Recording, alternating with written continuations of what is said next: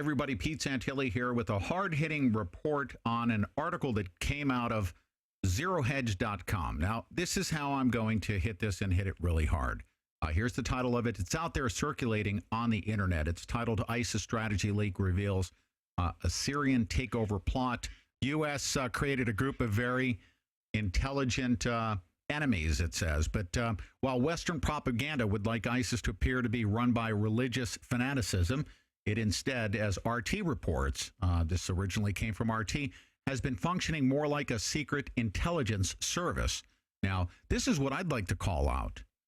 Ladies and gentlemen, do not be deceived by organizational charts thinking that you should be fearful of this entity. The entire reason why this chart was put out there and translated as follows was because ISIS was fabricated by the intelligence services. And I'm going to prove that. I have documented proof that in fact is the case. We already know a couple of people high up in the presidential administrations, as well as the media has been also admitting some things about the leader of ISIS. We'll get to that momentarily. But look at this chart right here. Draft for a secret service structure for the Islamic State.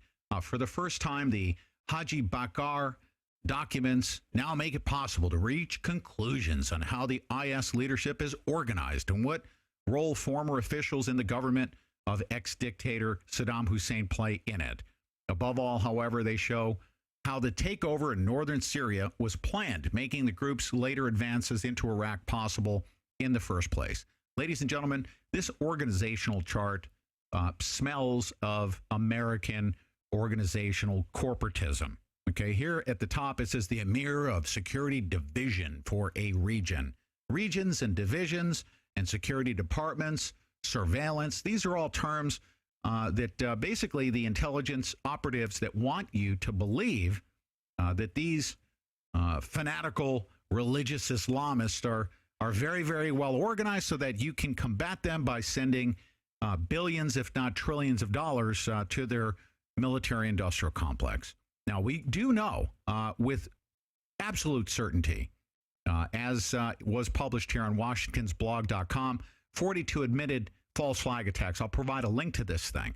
If anybody out there thinks that false flag attacks, basically just creating terrorism and blaming it on another country, whereas the U.S. intelligence services and our government sanctioning it will create an event and then blame it on our enemy that we go after. That way, we Americans just put money into a bucket. We're fearful, and we help support the military-industrial complex. I'm going to go down here to, I think it's number 32. This is interesting, okay, because when I first looked at this, I was very struck by it. It said former Department of Justice lawyer John Yoo suggested in 2005 that the U.S. should go on the offensive against al-Qaeda.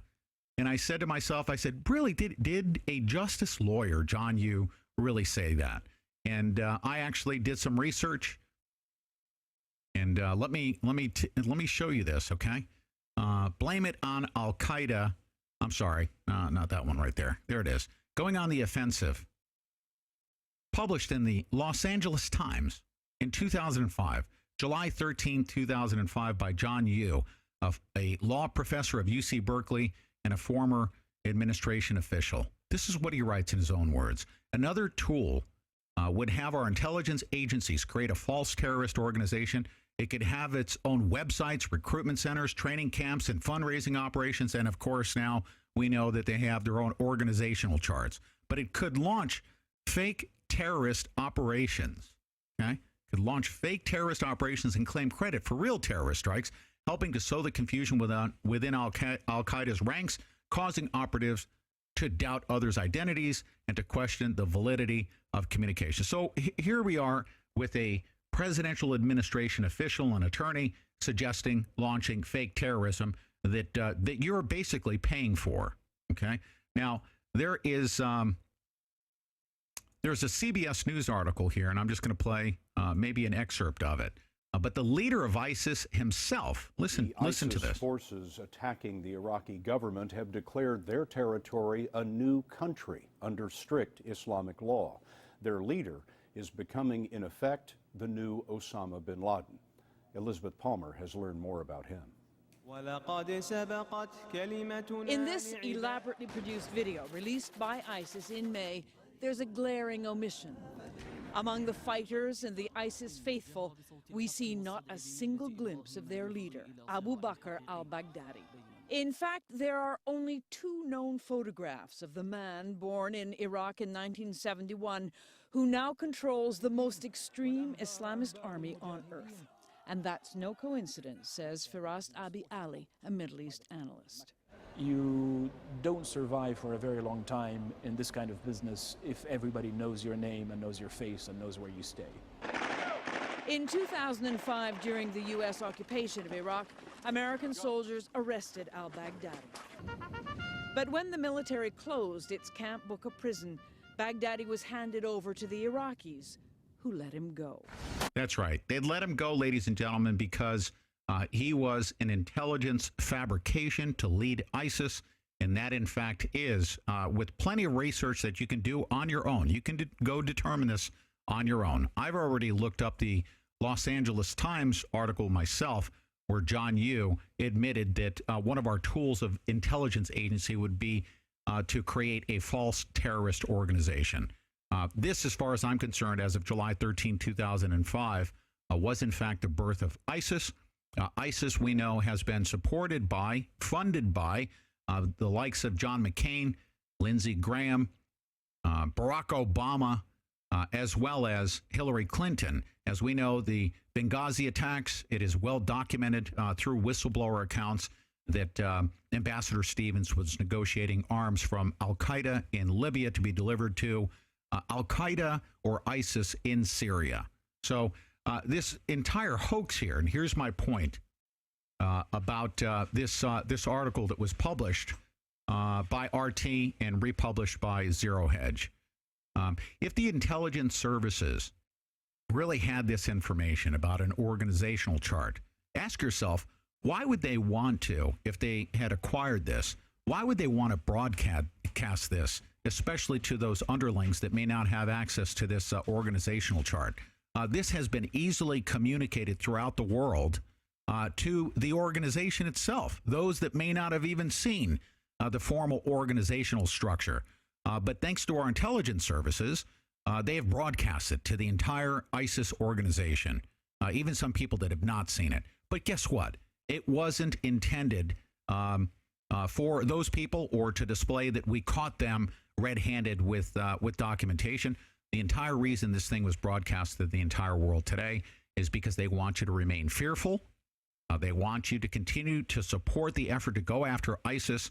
But we should all know through some deep research and basically just, I guess, just reading the front pages of our news headlines sometimes from time to time. We hear John McCain, Lindsey Graham. We hear members of Congress that are supporting ISIS that did so in their effort to support the moderate ISIS Islamists that were fighting against Syria. We know that we funded them. They're an intelligence creation. And this document right here proves that the intelligence services published this stuff mainly to keep the fear of the American public going, so that you pull money out of your wallet and give it to the military-industrial complex. All right. Food for thought. Here's proof and documentation that they just want to keep us fearful. They want to show us that, ISIS intends to take over Syria and take over the entire Middle East. Ladies and gentlemen, hang on to your money. Do your absolute darndest, especially to hide the cheese from the IRS. Set up a business and legally do all of your write-offs, because any money that you're giving to them in the form of taxes is going towards supporting this organizational chart that was essentially fabricated by the intelligence services. Every single American needs to do their absolute darndest to legally, of course, setting up small businesses and writing off all of your income so that you don't have to pay income taxes. Do that, because your money will go towards supporting this effort by the military-industrial complex to keep the perpetual war on terror going. I'm Pete Santilli. This has been a special report here with, of course, a a twist of hard-hitting commentary. Be sure to tune into the Pete Santilli Show each and every day at 1 p.m. Eastern Time, 10 a.m. Pacific Time. You can tune in by going to thepetesantillishow.com, and be sure to like, subscribe, and comment. Share this information with as many people as possible via our YouTube channel. Be sure to like, comment, subscribe, because that does share with all of the people that you're connected to. Thanks very much. We'll see you tomorrow on the show.